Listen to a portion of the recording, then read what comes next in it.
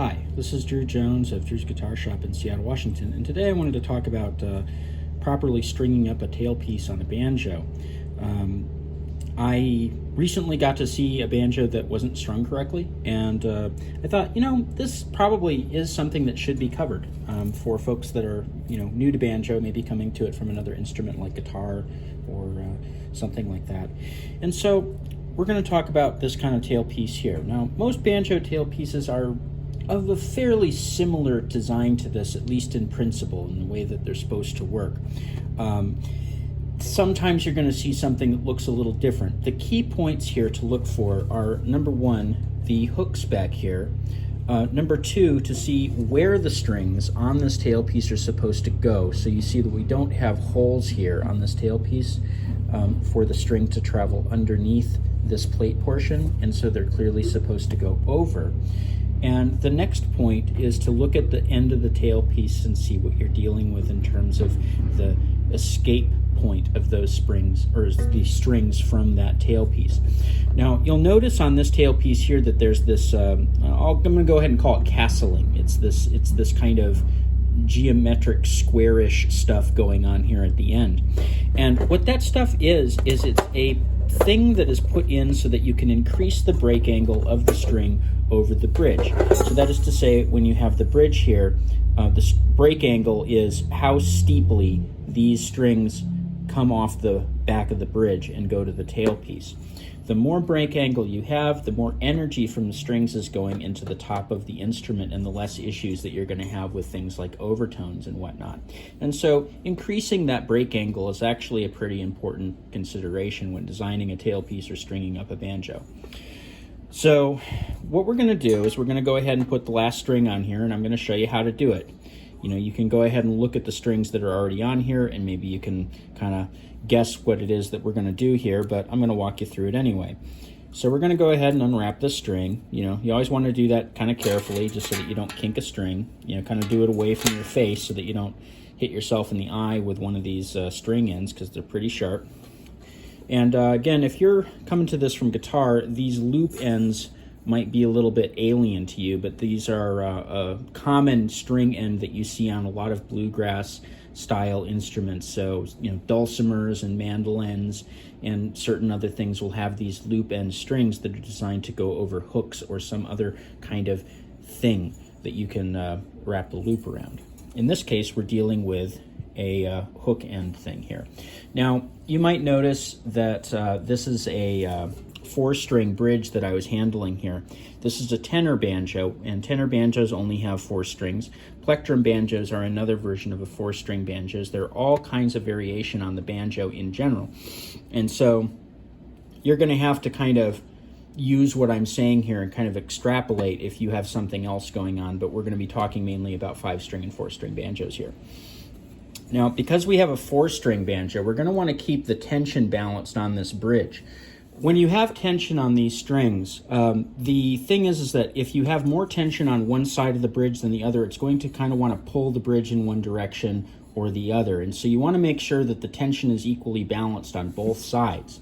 So in the case of a 5-string banjo tailpiece, like we see that we have 5 hooks back here and we have 5 places for these strings to go, you want to make sure that you want to use the outside 2 hooks on either side, because you do want to keep those strings balanced in terms of tension over the bridge. And so we're only going to be using, this one, we're going to be skipping the middle, and then we're going to be going in this one and this one. But you want to skip that one in the middle if you've got a 4-string banjo. Like I said, there are other instruments out there. You'll have to kind of, extrapolate to figure out what you're doing in particular. So first of all, what we're going to do is we're going to take we're going to take this loop and we're going to slip it around that hook.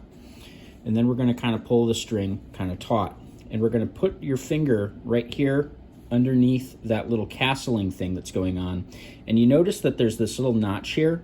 That little notch is there specifically for this string to ride in, so that it can have something to kind of stabilize it in that little notch that you're going to be slipping it into. So go ahead and put your finger on there for a little bit of pressure, and then go ahead and kind of push down on this side and slip it under.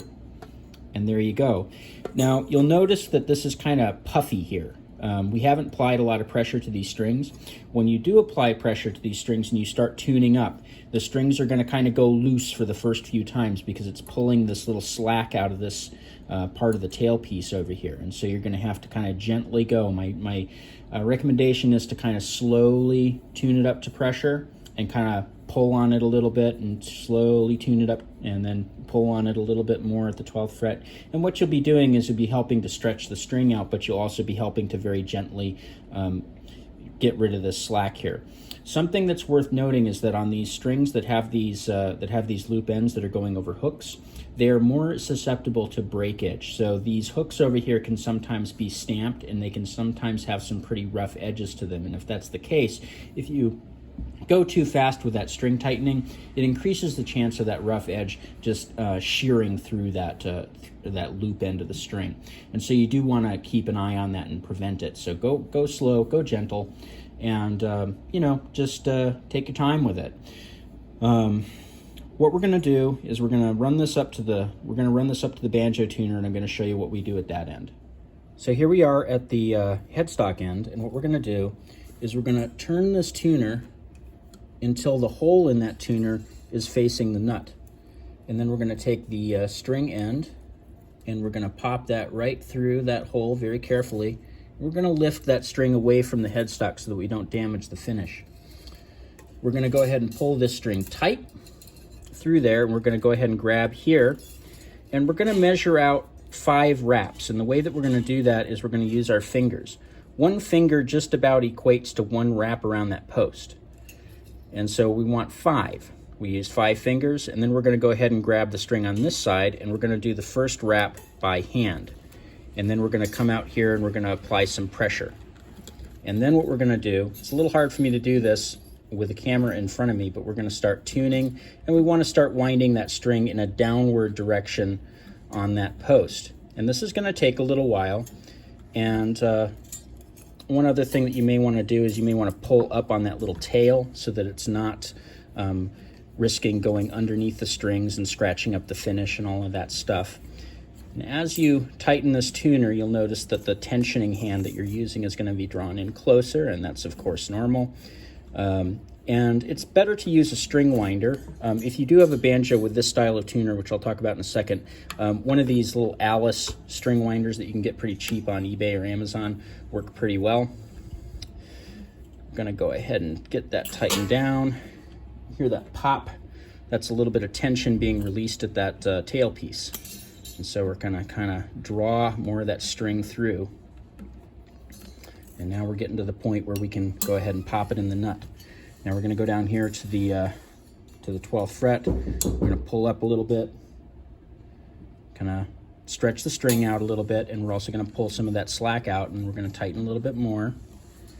We're going to go down here and pull up a little bit more. This is gentle, very, very gentle. You can also cut the string by applying too much force to it there. So that's how you go ahead and put the strings on a banjo. Typically, there are going to be different varieties out of there. Again, you're going to have to kind of extrapolate maybe from what I'm talking about in this video. And I wanted to talk about these tuners for a second. A lot of banjos are going to have this style of tuner. Now, if you're a guitar player, this may look a little bit alien to you as well. Now, what this is a planetary gear tuner, meaning that you have gears in there that kind of resemble a little bit of an orbital thing going on. So let's go ahead and draw that out. So you'll have one gear, oh, these drawings are terrible, that's a little spur gear. That's what you call those gears that you kind of picture when you picture gears. And then you have another spur gear next to it. Now, as opposed to a guitar tuner, which has one worm gear in it, this 2 spur gear arrangement actually allows for energy to travel both ways in that system. The reason that worm gear and spur gear thing exists on the guitar tuner is because energy really only goes through that system in one direction. So you're able to turn the top by grabbing that worm gear and turning it. But if the top tried to then turn that worm gear, that doesn't really work, which is why that arrangement exists. This will go both ways. And so what you might notice with banjo tuners is that over time, these will kind of let the string slip a little bit. The way that you control that is with this screw on the back. And so if you want a little less slippage, you want it to be a little tighter, you go and you tighten that just a little bit, and a little bit goes a long way. So you'll have to kind of dial that in depending on how much it's slipping, and you might even have to dial it in a bit depending on what the temperature is like or humidity is like that day, because these buttons on here are made of plastic, and plastic is a pretty absorbent, relatively sort of substance, so it can take in a little bit of water on moist days and release it on dry ones. And it also is going to have a pretty large shrinking and expansion ratio when encountering different levels of temperature. So just keep that in mind. That's going to be one of the things that you need to work with if you have this style of tuner.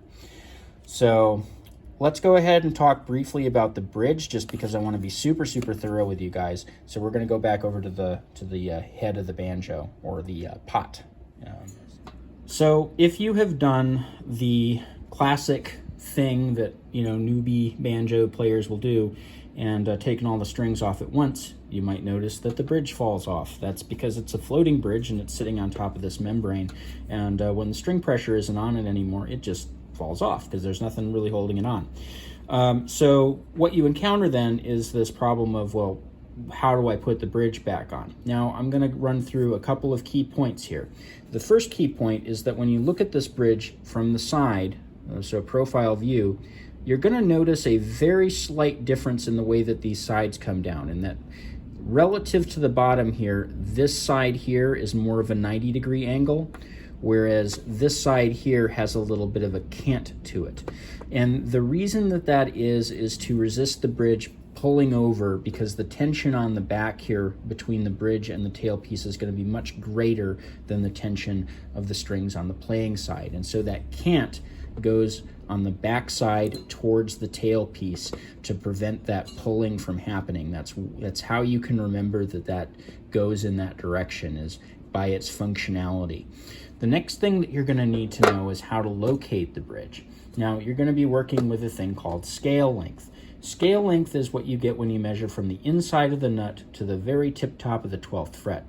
That distance there, you then multiply by 2, and in mathematical theory, rule of 12ths, that should be your perfect bridge placement, is your from the inside of the nut to the 12th fret, and then you move that from the 12th fret down to where the bridge needs to be. However, because we don't live in a mathematically perfect world here, because the strings are raised up, the strings have a little bit of tension in them, you'll need to add a little bit of compensation. And so what you're going to want to do is you're going to want to take that measurement from the inside of the nut, that is to say the side of the nut that's touching the fretboard, go all the way to the tip top of that 12th fret, and kind of mark that with a pencil or something on the ruler so that you remember where it's at.